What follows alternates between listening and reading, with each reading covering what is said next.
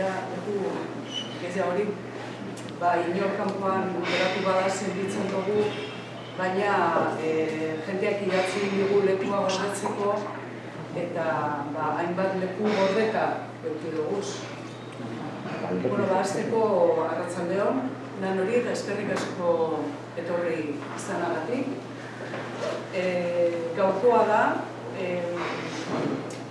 trimestre hiruile honetako hirugarren foruna lotuta dagoena ekainaren 3an Arriaga Antzokian antolatu dugun 14. irakurketa jarraikoarekin. Autor Bernat Etxepareren lengua baskun primitiba aukeratu dugu. Buelta egin dugu berriro. Hasi ginenean, orain dela 14 urte, hasi ginen Azularren genorekin, hau da, hasi ginen 1653ko inguruarekin. Oin, pausu bat egin dugu atzera, eta lehenengo liburua euskeraz idatzitako lehenengo liburua irakurriko dugu. Irizpideak liburuak aukeratzeko urte hauetan zehar ezberdinak izan dire. Lehenengo laurak irizpide kronologikoa izan zuten. 1653koa gero, Peru Abarka 1800koa, Haur Besoetakoa gero, eta 11 pauso laugarrena. Laugarrenetik aurrera irizpideak aldatu egin genituen, eta adibidez zerbaitik Panpos irakurri genuenean, lehenengo emakume protagonista duen novela delako irakurri genuen. Beste batzuetan urte hurrenak izan dire, Sarriona Indiaren narrazioak irakurri genituenean, edo Obabakoak irakurri genuenean, edo Otopete irakurri genuenean. 2017an, Itxaro Bordaren 100 bask tokatu zitzaigun, tokatu edo aukeratu genuen. Irizpidea zen, Itxarok iparraldeko ikuspegitik idazten duelako, abertzaletasun tradizionalaren kontrapunto bat egiten duelako, eta bere izaera periferikoa ere azpimarratzea nahi izan gendulako. Iaz, haur eta gazte literaturaren ikur den Maria Sun Landaren ikuin hautatua. Eta autor, hasieran esan duten moduen, Etxeparerekin hastapenetara goaz barriro, eta Etxepare irakurriko dugu euskeraz idatzitako lehenengo liburua delako, eta baita orduko lirika tradizionalarekin lotuta euskal olerkigintzaren aitzindaria delako. Bere ikuspuntutik, apaizazen aldetik, latina alde batera utzi eta euskeraz idatzi zituen, gai erlijiosoarekin gai erlijiosoarekin lotutako bertsoak, amodiozko bertsoak, poema autobiografikoak, kartzelan egon zeneko sasoikoak, eta azken bi zatietan euskeraren laudoriozko bertsoak. Eta gaurko hirugarren forun honetan Itxaro Borda dugu, eta Ibon Errege, bai?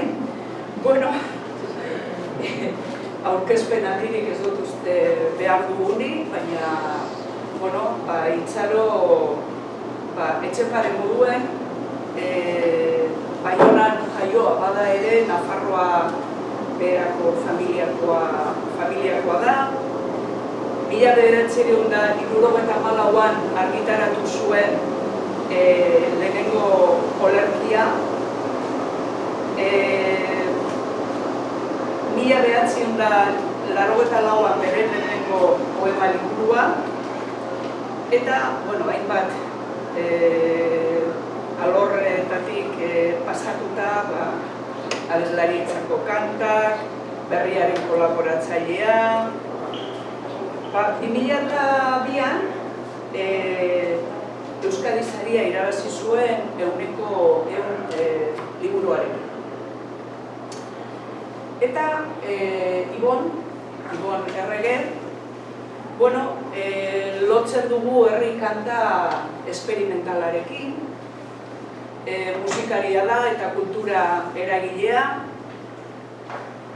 eta hor estena independientean eta mundu esperimentalean hor dabil batetik kontzertuak antolatzen, bera dago kafea eta gaietak proiekturen barruan, beste musikarien lanak ekoitzi eta moldatu ditu, Mustergorenak, Xavier Montoyarenak, eta musikari gisa proiektu askotan ibili da, Eten taldean, Gargara bikotean, Txaranga Horreta Bizkaian, Borbor taldean, eta gaur biak dauzkagu Itxaro eta Ibon, Mosen Bernard kontari eta kantari honekin. Eta nik besterik ezin dizut. Txalo batean.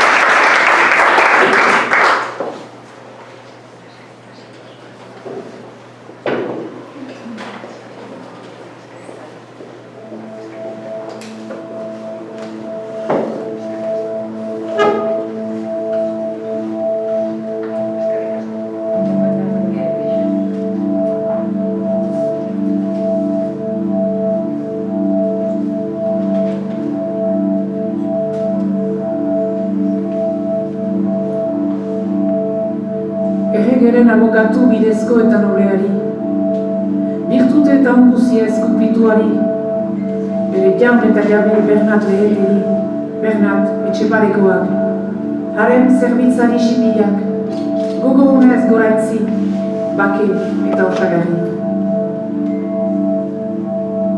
Zeren bazkoak baitira abil, animoz eta gentil, eta hetan izan baita eta baita, zientzia guzietan letratu handirik. Miraz nago jauna, nola batere ezten asaiatu bere lenguaie propiaren favoretan. Euskaraz zerbait oba egiterat, eta eskributan imeiterat. Zeren ladin publika mundu guzietara berse lenguaileak bezalat, hain eskribatzeko undela. Eta kausa horregatik gelditzen da abataturik, ezein reputazione bage, eta berze nazione horok uste dute ezin deus ere eskriba daiteiela, lenguaile hortan. Nola berze horok baitute eskribatzen berian. Eta zeren oraizuk, alma nobre eta naturazkoak bezala, baituzu estimatzen, goratzen eta horatzen euskara zuri, nire jaun eta jabia bezala, igozen daroz izu euskarazko kopra batzun, ene ignorentziaren araurateginak. Zeren jauna, eiek ikusirik eta korregiturik bazertuzu bezala, irudi bazaizu, imprimi erazitizazun, eta zure eskutik horok dugun, joia edera, imprimaturik euskara, orano izan estena, eta zure hatxe honetarik dadin aintzinela eta aumenta, kontinua eta publika mundu guzietara. Eta baskoek, berzek bezala, duten bere lenguaian izkribuz zerbait doktrina, eta plazeratzeko, solas egiteko, kantatzeko eta denbora iragaiteko materia. Eta ginen direnek, gero, duten zuten gauza oboroaren arantzatzeko. Eta obligatu giren guziak jainkoari otoitz egitera. Dizon mundu honetan prosperozki bizia, eta berzia, paradisuia. Amen.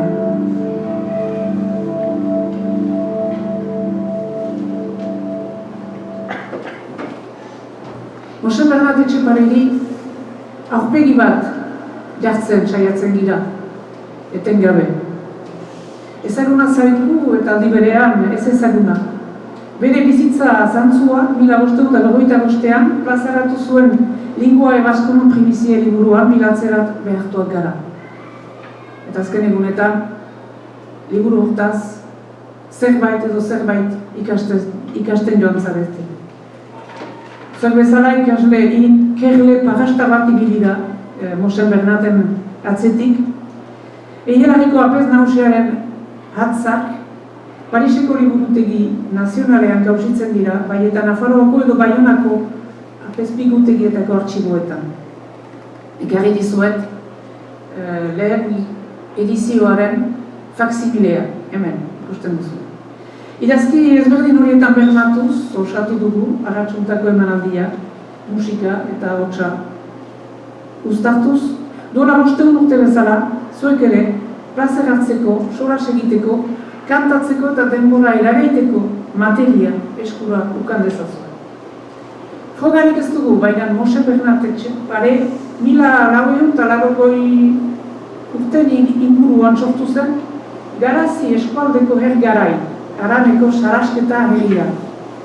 Leku biziki edera da, altzo goxo batean, etzana, Azkontzabal lekuaren malda, duzunaritzeko apat jauregitik, legoa eskasetan. Duzunaritze, gau, egiten baradin bazirezte behar da eskoin hartu Dona Zaharretik. Laborari auzoa da, Irulegiko ardoa, oso irrati gazta, eta behi hazkuntza egiten da, bertan.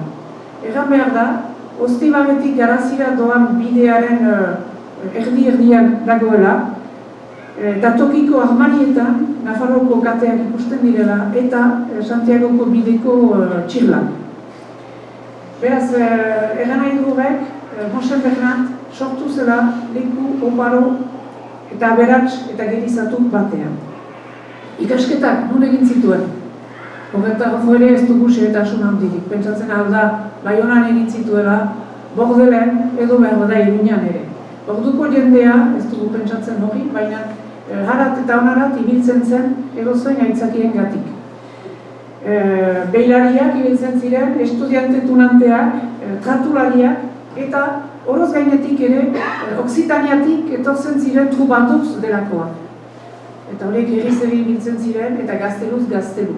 Jantxoak eta etxekanderetioak hausatzen.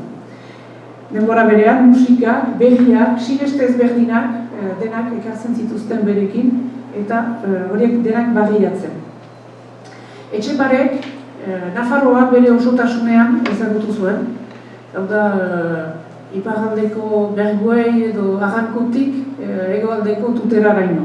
Eremu hori ere aberats eta gerizatua.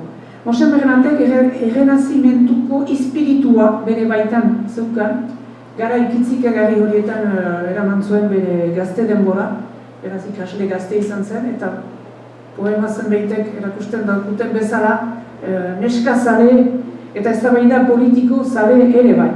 Zenbait urte berantago, Arnaldo Jenart hemen berean duela zenbait urte aipatu ginuena Pierre Paul Bertzaizekin.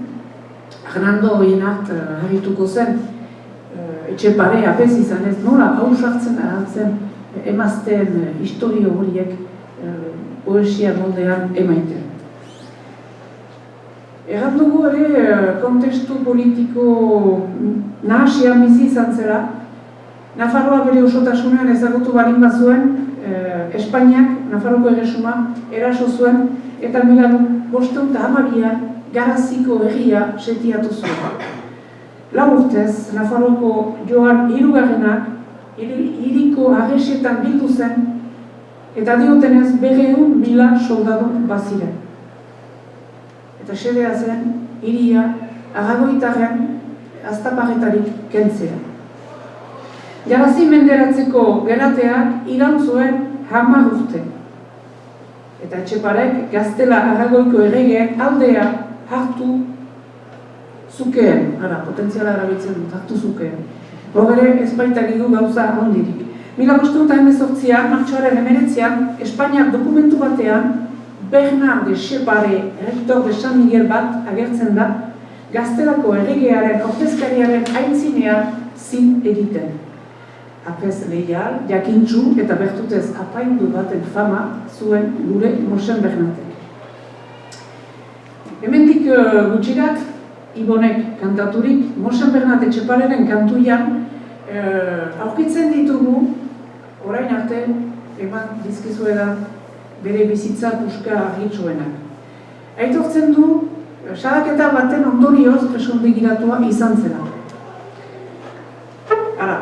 Espainiak boterearen aldea hartu zuelako, beste aitzaki batengatik, eta aitzaki horietan emazte historio. Hori ere ezin dugu xuxen jakin. Dena delakoan, aski fite, aski laster askatu zuten, eta jarraitzen dugu gure apeza Elizako hierarkian gora idotzen. Halatan, 1523ko Baionako sinodoan, abade titulua eskuratzen du. Bere azken aipamena 1560 ingurukoa delari, Maestre Bernat de Etxepare izenarekin askoren begietara gizon famatu eta idazle famatu sustut bilakatua zela, maisu baten pareko. Beraz, ikusten dugunez, Euskarazko lehen liburua burbuila kultural politiko nahasi batean erditu zen. Aldaketa denborak ziren Euskal Herrian, Nafarroan, hasteko, bai eta munduan barna. Alde batetik, Amerikaren konkista lagia bete-betean zebilen, Espainiatik eta Portugaletik haizatu juduak ere Nafarroarat etortzen ziren gerizabila. Andaluziako arabarei esker berriz ezagutu altziren Greziar eta erromatar klasikoak. Horrengatik, Etxeparek erabiltzen aldu Ovidioren metamorfosietako lerro bat, bere azken poemari harako ikutu edo unkidura kultu baten emaiteko.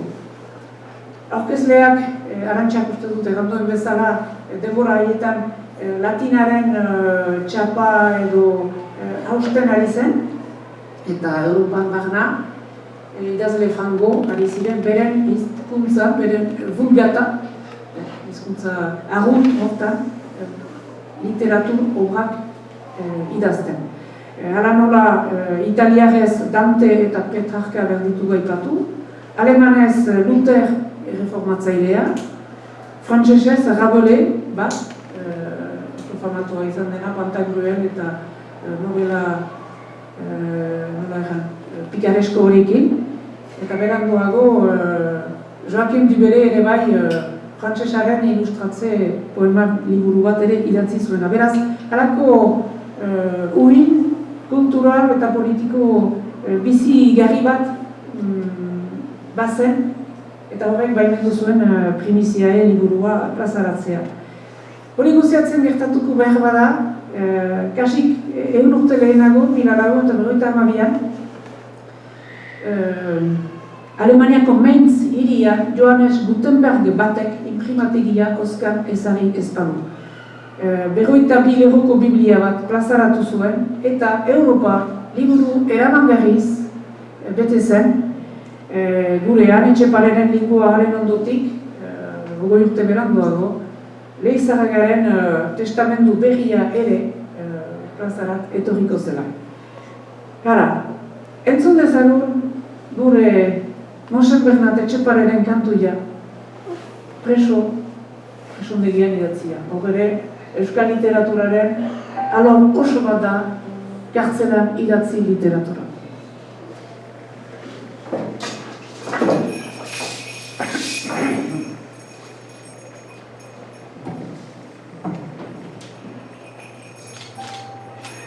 Heldu behar duien gauza, neska eskapaz zerik, niko denik enuiela ongi zezbertzerik.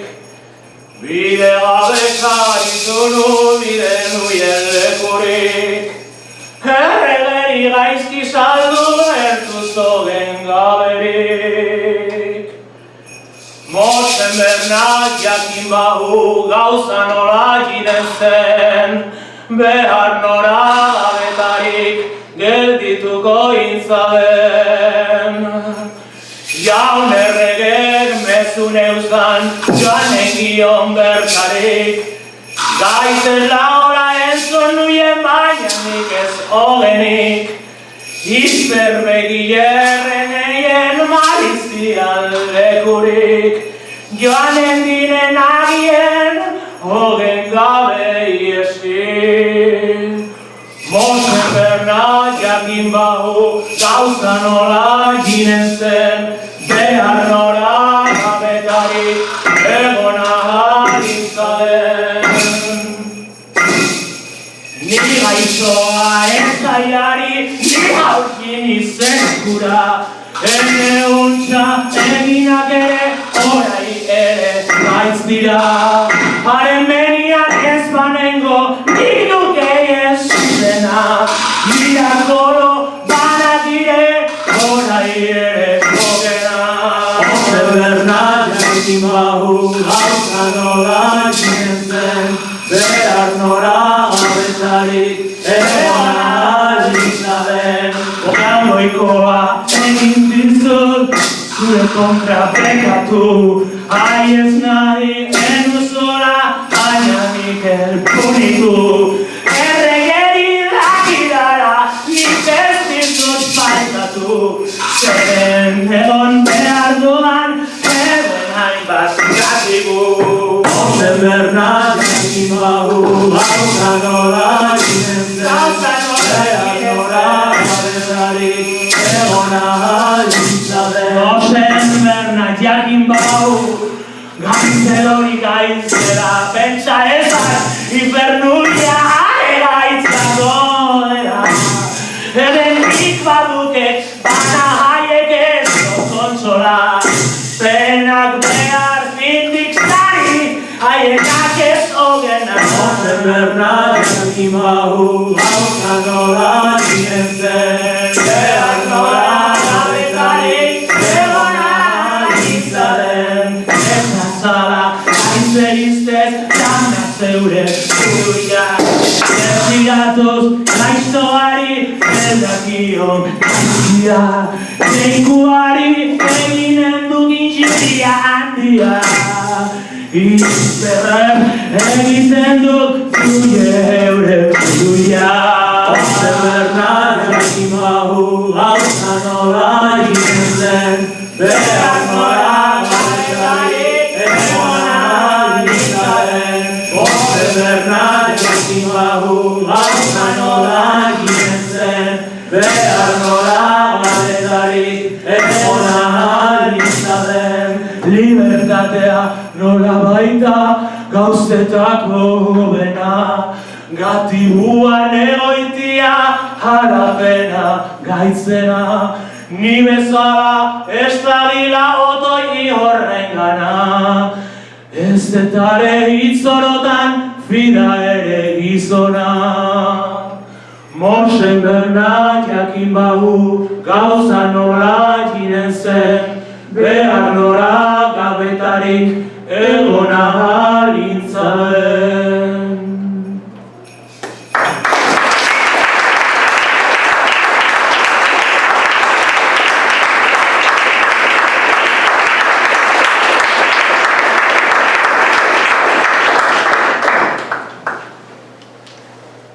Pariseko Tolbiak liburutegi handian dago gure ganat heldu den Unikum lana.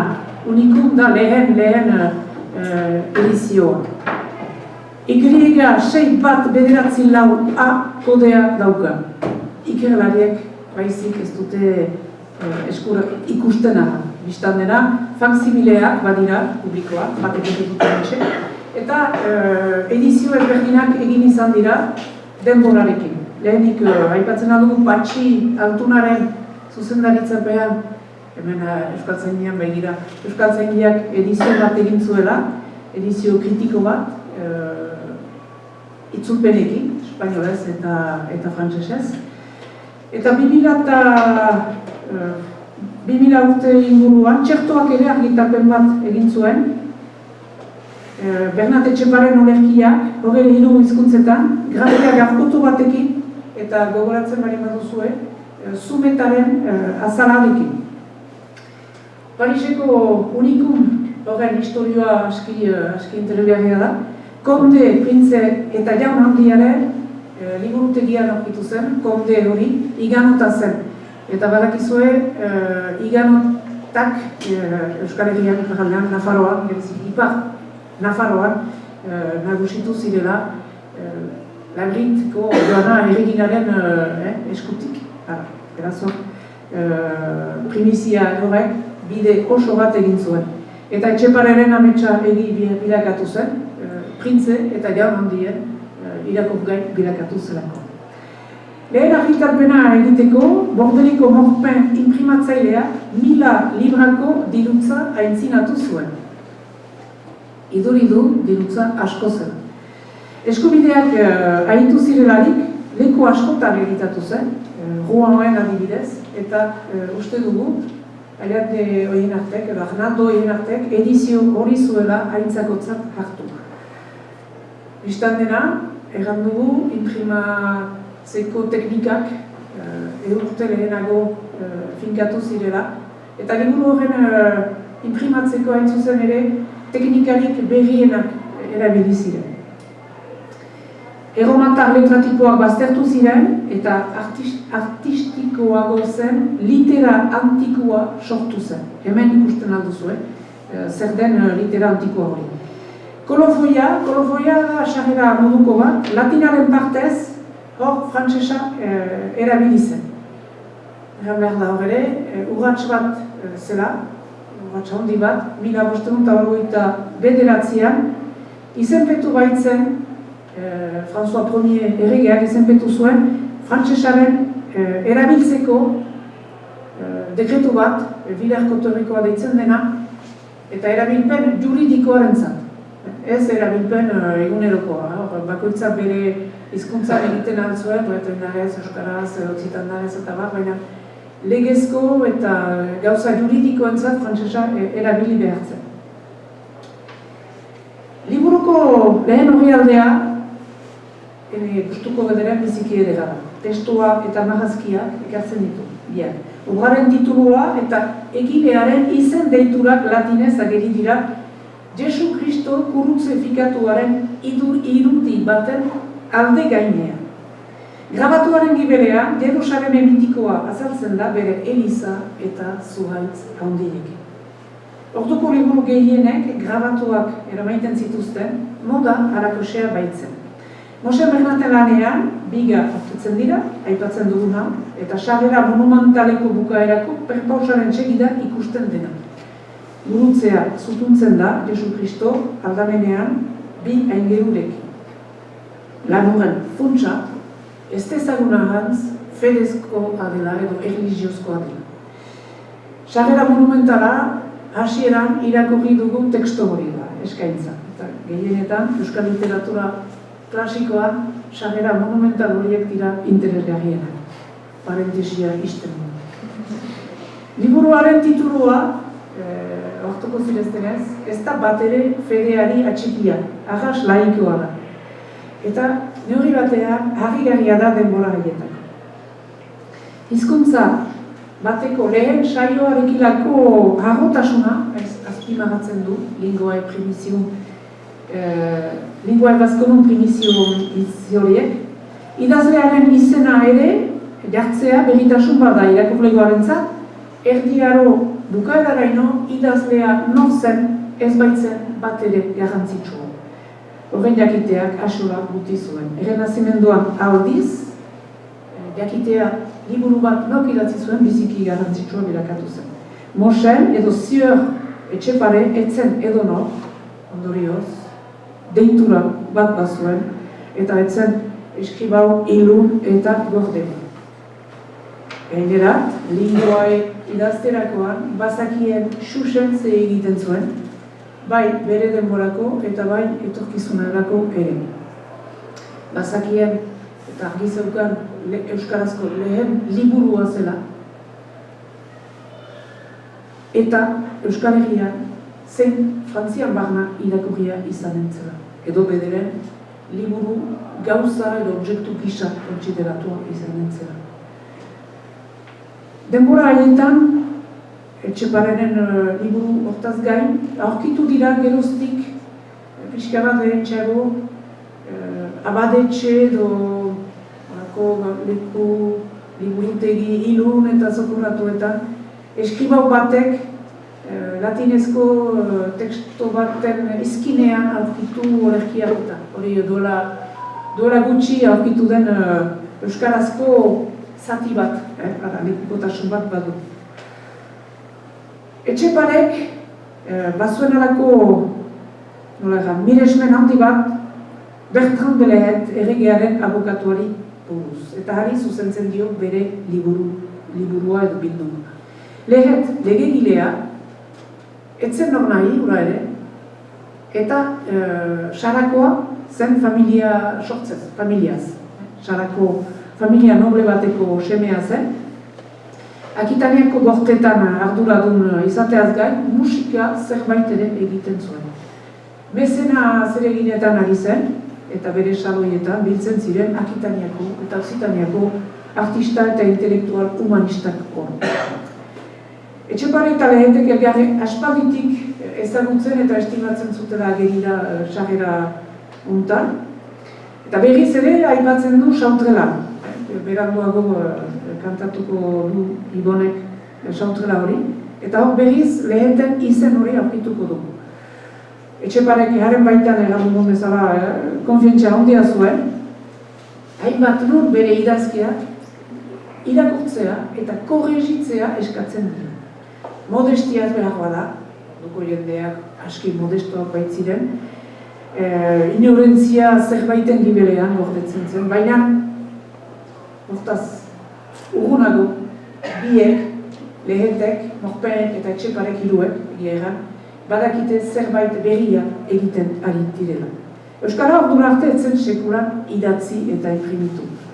Orduan, pentsatzen alda, horre lan bat egin zutela editoreek eta idazleak eta Lehetek berak Euskararen grafia bat sortzeko, Euskarari grafia bat eskaintzeko.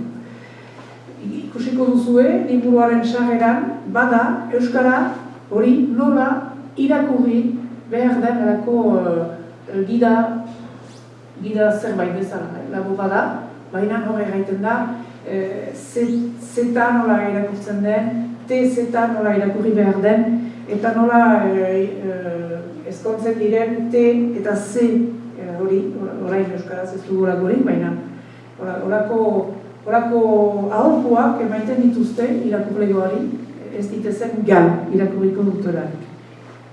Grafia hori iduriz arrakestatxoa suertatu zen, berdina erabili baita gero Eizagaren testamendu berrirako, bai eta Hernando horien artean errefranoen eta liburu horien imprimatzeko.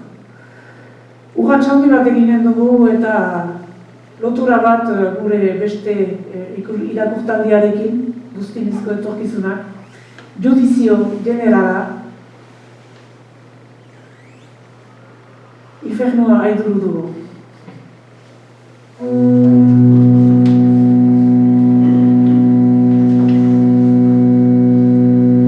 Judizio generalaz nola horit ez dira, bekatuan bizi dira, beti bere aixira. Egun hartan garezkiten aitzinetik begira, han orduan ez dukegu egorrek ere aizina. Artza zuntza horitzia, zuhurtzia handi da.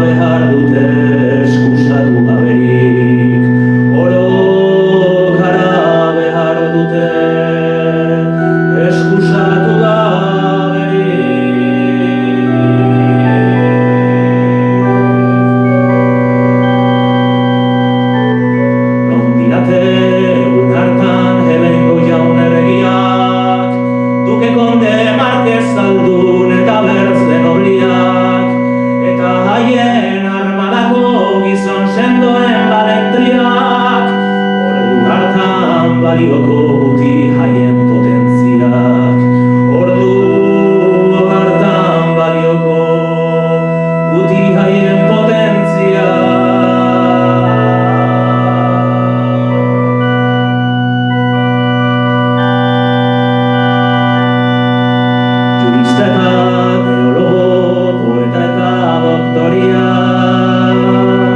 Prokurador, advokatu, Julieta notariak, ordu hartan ageriko klarki haien mareziak, eta guti balioko kautela eta parleriak, eta guti balioko kautela eta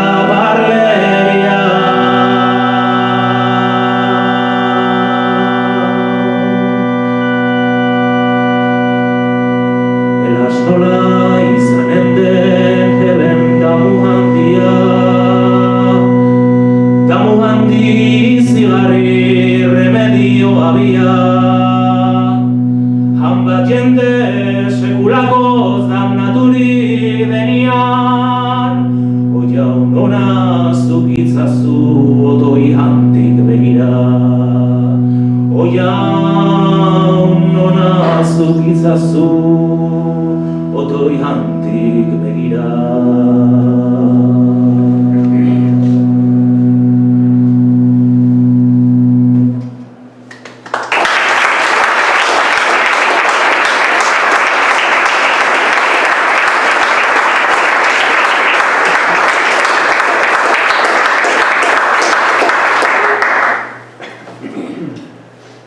Lingua Baskonun primiziek hiru zati ditu, hori badakizu. Irakurleen gustu guziak ase betetzeko. Lehen partean, Mose Bernardek ez du anzten, apesa dela, eta horren horrealde gehienak hartzen dituen doktrina kristiana bat eskaintzen digu, lako digest bat. Ondoko euskal idazle klasikoen belaunaldietan doktrina kristiana hori mamituko zen, eta hiru horrealdetik, hiru egon horrealdetara pasatuko. Kobra sailotan aurkitzen da, beraz, Ibon Aniskideak interpretatu berri digun judizio general izugarri hori. Aurkitzen dira ere, egunean eta astean zehar, fededunak egin behar dituen orazione, dotoitzak, bekatutik baztertzeko eta zerua irabazteko. Hortuko zirezte irakurriko duzuelarik, genkoari zuka ari zaion bitartea, gizonezko kristauer toka ari zaiola. Etxepare, Fedezko urratsak kontra erreforma iritsi aintzin, eta asularen denbora iritsi arte, gizonezkoen esku zelako. Berandoago, Eliza biziki hurbiletik interesatuko zitzaion emazteen kenteari. Judizio generala izanen da gaurko belaunaldiak kitzikatzen dituen zati poetiko nagusia. Bere fede eta genko eta arropa horiek entzen balin dizkiogu gaur egun hain famatuak diren kolapsologoen teoriak aurkitzen baitira munduaren azkena. Munduaren azkena hor dugu eta infernoa izanen da. 37 kobla ditu, 225 lego. Judizio honetan, egelarriko apesak ez du irudimena askatzen. Eta judizio generalak denetan aurkitzen baitziren. Aurkitzen ziren Elizen atarietan, Elizen aldareetan, marrazki edo pintura gisa, edo harriz izelkatu gisa ere. Iruditeria hori, Jondoni Joaneren apokalipsiatik hartu iruditeria bat da. Eta Etxeparek hori guzia garatzen du eta bertsotan emaiten. Gero, badu beste zati bat, amur kurtua edo maitasun kortesa ditzen arginukena. Hamabi horrekin, kausitzen dira, eta gara jartako, ahozko, idurazko maitasun kantarik ez dugun arren, hau da, hauek dira, bertso hauek dira, maitasunaren lekukotasunak guganaraino heldu direla. Eta hartako egiazki preziatzekoak eta maitatzekoak dira. Hor ere, poetak bere burua sartzen du, amodiozko historio horietan, eta amodioaren alde ezberdinak aurkezten dizkigu, maitale bi hartzen dizkigu adibide gisa, eta hauen maitasunaren etapa ezberdinak egikatzen ere. Elkar ezagutzen dute, bi pertsona horiek, gizona eta emaztea dira aldi honetan. Lehen musua trukatzetik, elgarrikin haserretzeraino jarraitzen ditu. Pixka bat gure gaur egungo telesailetan, telenovela brasilar horietan bezala. Kopla bakoitzak, hala ere, badauka ironia edo gumbore apur bat. Agiritu hor, Etxepare, ohitura tradizio batetik etortzen dela, eta ahozko ohitura hori bere bertso kulto horietara ekartzen duela. Beraz, egan dugu, aliante horien bat harritu zela, Etxepare bezalako apez bat, gainerat aski famatua eta aski gora joan dena apez goaren hierarkian, emazteetaz hain libreki idazten ikusten. Erraiten du, nunbait, ni hauk ere ukendizit zunbait ere amore. Aitortza bat da. Beraz, hasieran erraiten nuen estudiante gazte zelarik neskak ezagutu bide zituela. Berak ere aitortzen du emazteekin harreman zerbait ukan duela. Eta denbora haietan, errenazimentuan, Eliza etzen gaur bezala, eta etzen duela 100 urte bezala, gauza batzu behar bada libreago ziren gaurkoari konparatuz. Hori gaiten du, beraz, amore zonbait ukan dituela, baina urruntxago Elizaturen iz hori ere salatzen du. Apez nola bihurtu zen. Behar bada amodiozko despistalari baten ondutik, hori ere gertatu da gure denboretan ere.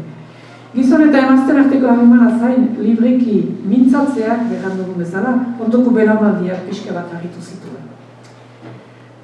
Eta zentzura ere ekarriko zuten ondoko belaunaldiek. Duela gutxi arte gainera.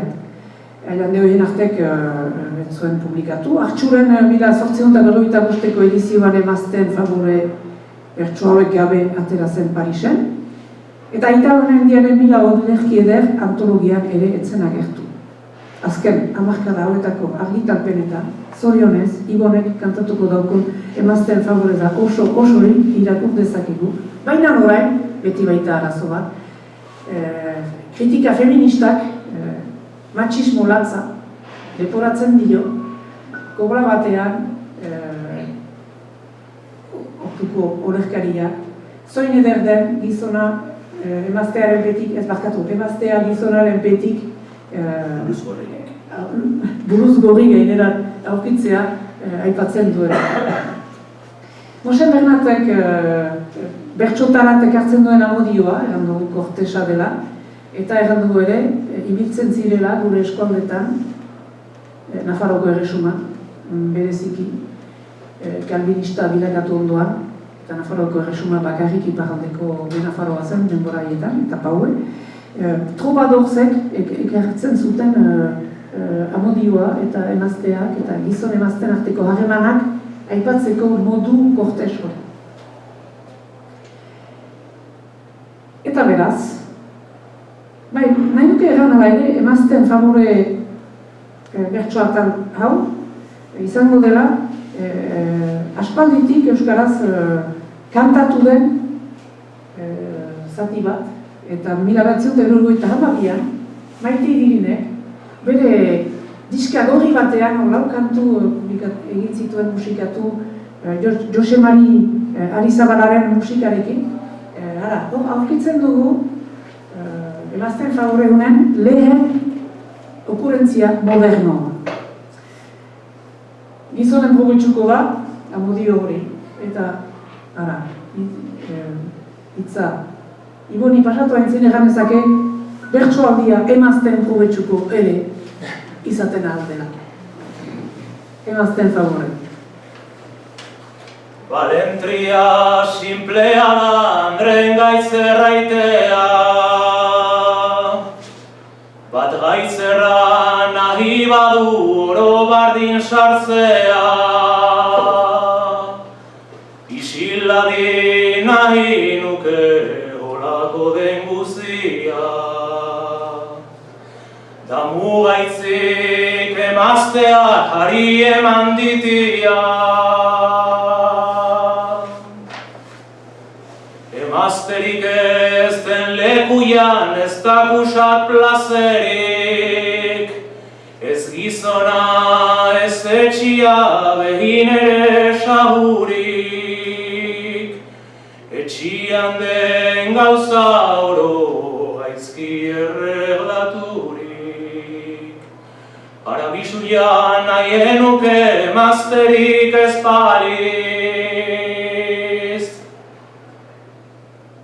Munduan ez da gauzarik hain ederez plazentik, nola emaztea gizonaren petik buluz gorrik, besobiak zabaldurik dago errendaturik. Gizon horrek dagiela arzaz nahi duienik.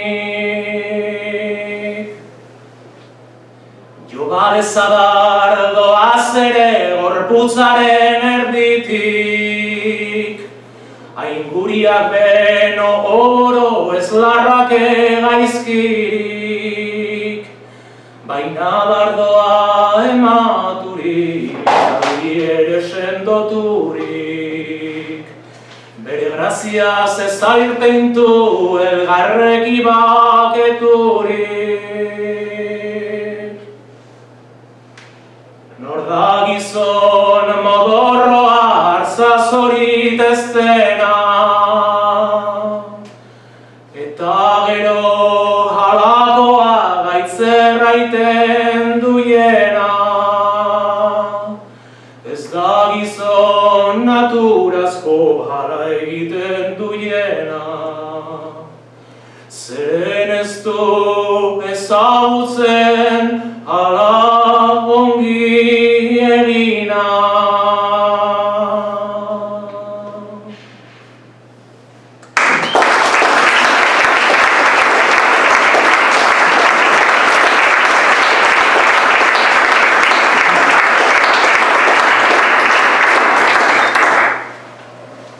Lehet, Mokpen eta Etxepare hirukoteak argi zuen lingua egazkondun primizia eborderen publikatzean beren ametsak etetzen zutela Euskarari behar duien tornuia emanez. Hirugarren zatia, liburu honetan, Euskararen ohorezkoa da, Euskara eta herri hizkuntzaren ohorezkoa. Printze eta jaun handiek horrela Euskara irakurriko zuten eta Euskara ikasten ere plantatuko ziren munduko edozein hizkuntzetan bezala erakuntza, begirunea biak merezi zituelako gureak. Ez da bakarrik kanpoko jende jaun handi eta printze horiek mintzo. Mintzo zaio ere baskoari eta baskoak bertzek bezala bere lenguaian, skribu zerbait doktrina, plazer hartzeko, solas egiteko, kantatzeko, eta denbora iragaiteko materia ukan dezaten egiten du bere deia. Eransten du etorkizunari buruz, ginen direnek gero duten gauza ogoro haren abantzazteko. Hau da, pentsatzen du bere denborako irakurleak, baina ere bere ondoko berazaldetako irakurleak. Eta beretzat, behin hasiz geroz, errota hori ez da ibiltzetik edo inguratzetik gelditzen ahal. Hor errenazimentu garai horietan, bazen etorkizunaren halako esperantza bat eta halako fede bat behar bada gaur egun gauzitzen ez duguna. Hizkuntzarekin lako bere agotasun urtan ere, Mosen Berenat, bere denborako ume bat da. Imprimategiaren teknika zabaldu delarik Europan barna, eta herrialde bakotxa hasi delarik bere hizkuntzan idazten, latina baztertuz joan zen. Euskarazko lehen jauzi literarioak ez zuen euskaldun batek egin. Jadanik aipatu dudan Rabole frantses idazlea. Hak, Pantagruel liburuan agertzen du, Panurgio ezagutzen duen hizkuntza anitzetarik bat dela euskara. Nahi baduzue, denbora pixka bali baduzue, irakurriko dizuet. Denbora haietan, egan nahi du 1550 urte haien inguruan, euskara nola idazten zuen Rabele famatuak. Jona handie, gauza guztietan behar da erremedio behar de berzela izerlanda. Han batez, otoiez nauzu, egin ezazu gurai proposian ordineten. Nun izena baita faseria, egabe generazi badia zadazu nura hasia. Aran ondoban goalde eidazu nahi dezuna. Esto usik eginan, zuri in ez dartazu egin ahmen. Genikoa plaza batu. Ette vula, repondi eudemon, genikoa, jainkoa delarik. Hola, idazten zen, etzen oraino pasatua lantegitik ez ziren oraino lehen Morpen eta Etxepare pasatuak. Primitiae untan, ikusiko duzue ere, kopla gehienak musikatzeko bezala eginak direla. Eta ondar, mende erdi honetan musikatu dira gehienak zatika.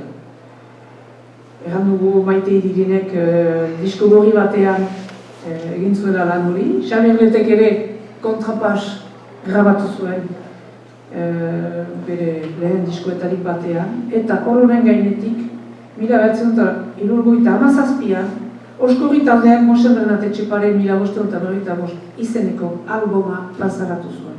Eta guretzat, hori izan da, Etxeparerekidako lehen atea idekizitzainen. Eielarriko bertsolariaren edo meortizlariaren bertsoa kantatzeko eginak dira. Eta berak, aitortzen du, Mosen Bernat Etxeparen kantuia idazten du. Ez bertsoak edo ez olerkia, kantuia. Bi iturri dituzte, ikerlarien arabera, kantu horiek, edo bertsifikatzeko modu horiek. Batetik, erromataren bertsifikatzeko eredua, hau da, lau, hiru, edo 8, 7 erritmokoa. Eta bestetik, behar bada, eta segur aski, euskarazko bertsotarako 8ko doinuak ere nahazten dira eta aurkitzen dira. Gaur egungo musikariek errenazimentuko musika motekin eskaintzen dizkigute Etxepareren kobla hori. Orduko musika tresnak, orduko errenazimentuko musika doinuak, horiek denak nahasiz. Azken alegina, aipatzen anuke, behi bideko Andere Xuria, laukotea, Pantxiz bidarten inguruan. Hauek ere, duela gutxi, Mosen Bernaten kantuia berri bat, aldaera berri bat, esken ni daukutela beren disko berrian. Ikusgarri honen aitzakian guk ere, eta bereziki bonek, eta ni baino trebeago baita, kantu zati famatu horiek, musika eta melodia berriak jarri dizkiegu. Eta gitzarok ere bihar dizkiegu. Bai, nire improvisazio. Ahots kaskarrarekin. Eta zonbait ideia hemen kausitzen dira. Euskaltzaleak eta euskaltzaleok gehien erabili dugun bertso saila izan dira bizatitan, kontrapas eta sautrela. Bildumako bi onda olerkiak dira. Euskararen aldeko borroka luzearen soinu banda osatu da kantu bi horiekin, kontrapas eta sautrela. Sautrela gainera euskal literaturari dedikatu magazin bat izan da, luzaz, Euskal Telebistan, Asier Etxeberriak presentatzen zuena eta literaturaren leiho gisa ere ikusten ginuena. Kontrapas eta sautrela dantzak dira, eta erdi arotik onaino bizirik iraunduten dantza du. Kontrapas gizonezkoek kantatzen zutena, gizon dantza gisa sailkatua da, alaia da, dendetsua izaiten alda eta denbora berean sakona. Sautrela aldiz, badirudi italiak sautarela modutik hartu izan duela. Horrek erakusten du ze giro kulturadetan sortu zen Etxepareren obra hori. Bizati horietan senditzen da, Etxeparek eskualdunen baitan duen konfiantza eta duen esperantza. Hori ere aipatu dugu lehentxan. Norberak bere hizkuntza, eta bere hizkuntza erabiltzeko plazer hori aldarrikatzen du. Ohargarria da, to eta noa aipatu dugu, nola toka mintzo zitzaion gizonari eta zuka jainkoari, hemen ere, toka mintzo zaio euskarari. Ikusiko duzue, aitatik semera mintzo balitzaio bezala, eta klase intelektual aristokratatik etxeko jaun eta ernatzen duen euskal burges klaseari mintzo balitzaio bezala. Toka, badirudi denbora haietan, eta aurkituko da adibide frango primizia elingoa eguntan, toka, eta gehien bat toka, kultura gizonezkoena baitzen, toka hori erabiltzen zen behin baino gehiago. Etxepareren lana, horren buru, eta hauek izanen dira azken hitzak, Etxepareren lana sorkuntza garaikidearen oinarri soziokulturaletan garatzen da.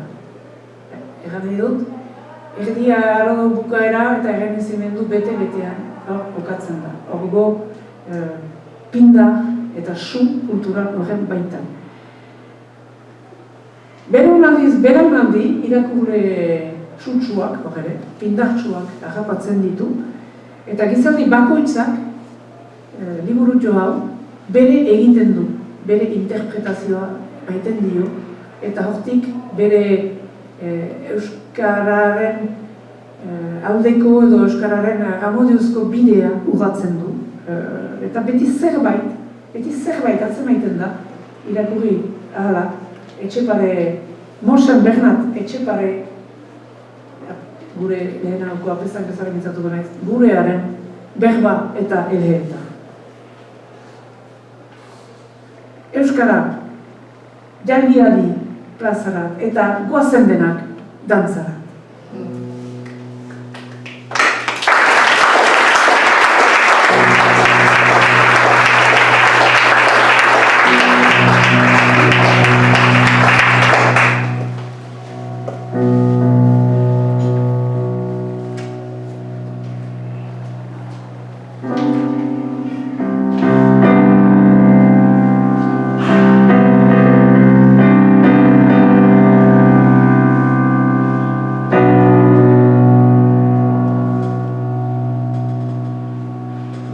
Herria benedika dira, euskarari eman dio eharduien tornuia.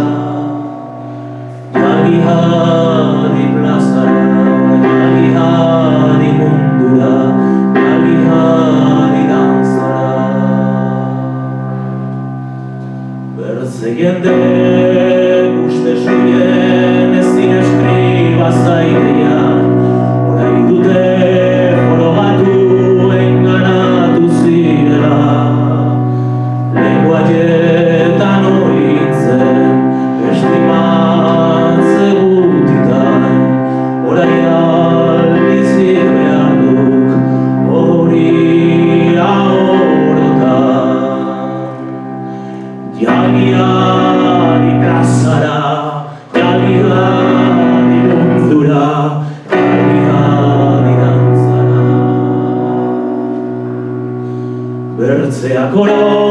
izan dira bere oien gradura, orai hura ibanen da bertze ororen gainera. Askoak oro prestiatzen, euskara ez jakin arren, orokirik hasiren duten, orain zer euskara. Jangi-jangi plazara, jangi-jangi mundura, jangi-jangi dantzara. Orai dano egon baiz inprimitu banerik, Baitik egiren mundu ziekarik. Ezin ere lenguaierik, ez frantsesa, ez beltzerik, orain ez da edireiten euskararen parerik. Jalgi-jalgi plazara, jalgi-jalgi mundura, jalgi-jalgi dantzara.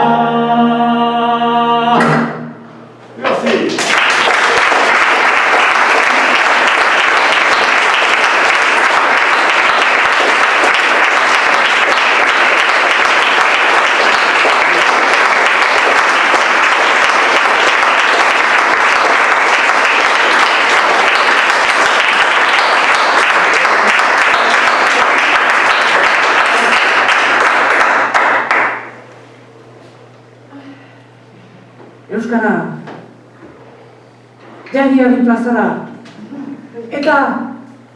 eta goazen denok dantzara, eta hemen zuen parte hartzea ere eskatuko dugu. Beti ere segurtasuna.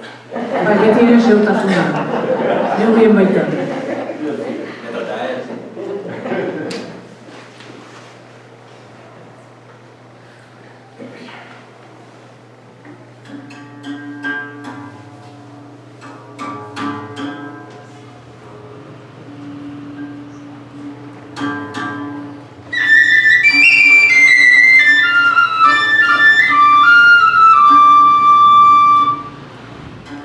Euskara jau da ezagaraziko herria, zeren antikuk embaitu behar duien tornuia.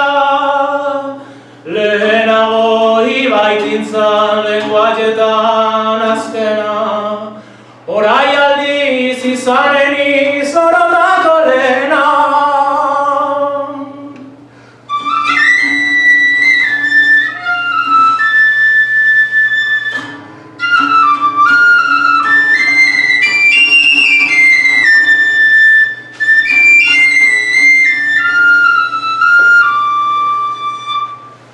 Euskaldunak mundu orotan preziatu ziraben, baina haien lenguaieaz bertze oro burlatzen, zeren ezein eskripturan edireiten ez baitzen, orai dute ikasiren nola gauza ona zen.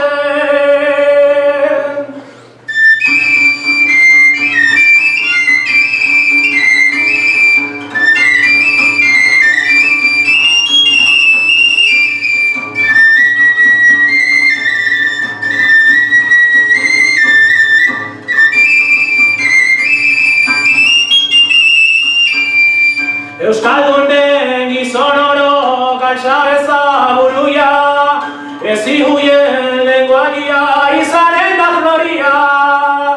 Printzeta jamandie gorokaren galtia, eskribatuz albalute ikasteko desira.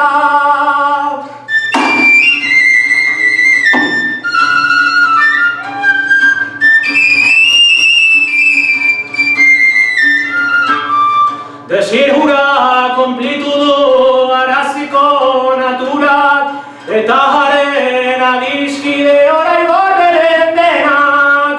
Lehen imprimizalia euskararen ura, baskoro obligatu jagoitiko zarbana. Eta lelori, lelori, lelori,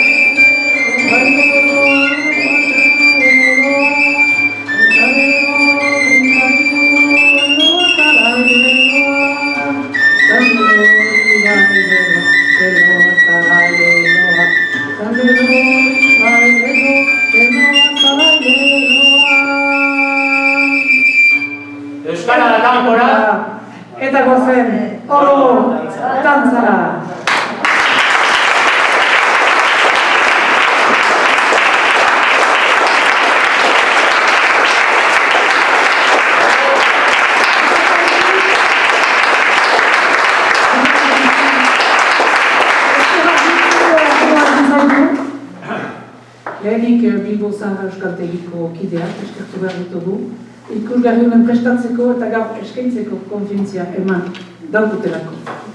Bigarrenik, Etxepareren obra ikertu, eta horren gainean idatzi dutenak, eskertzen ditugu bereziki Aurelia Arcotxa, Beñat Oyarzabal, Jean Ritxera, Pierre Lafitte, René Lafont, Jean-Baptiste Orpustan, Gilles Reicher Anderea, Julio Urquijo, et besteak beste. Etxepareren olerkiak musikatu dituzten kantariak ere, eskertzen ditugu, Garaziko naturaren lanak jendarteratu eta zabaldu zituztelako, guretzat musika, eta beziki gurentzat, gaiten du guretzat, baina musikaria hemen iban da. Guretzat musika apaindura berriak egiteko desafioa zailduz. Hiri eskerrik hanitz, Ibon, gogotik hartu goelako, ikusgarri honetan buru beharri sartzeko proposatu naukan ideia hori. Etxepare berari, errenazimenduan errotzen dituelako gure hitzak eta euskal literaturaren egin bideak, mil esker guztiek. Eta azken bat bideko, sekulan kontrola bat bali baduzuen, gaiten alko duzuen gure gatik dela, Amoros Gogorraren despita.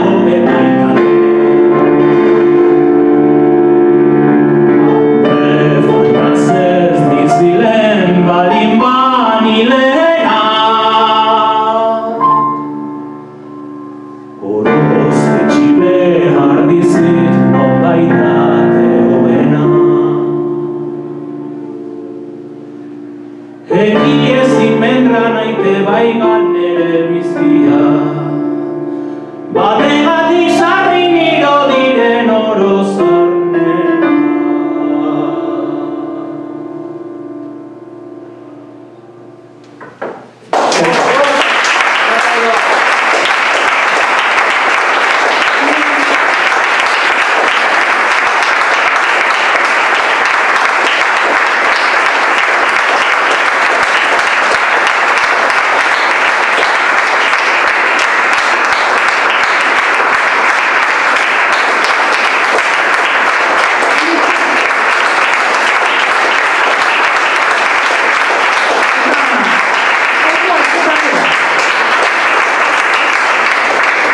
Niko etxaten badukatu bat justuki. Haupa Etxepare. Zagite ezagutzen duzuen Niko etxat? Bai, nok ez du ezagutzen Niko etxat. Harek ere, Xuberoko bere xokotik omendu du Etxepare handi hori, guk bezala. Eta mila esker zuen.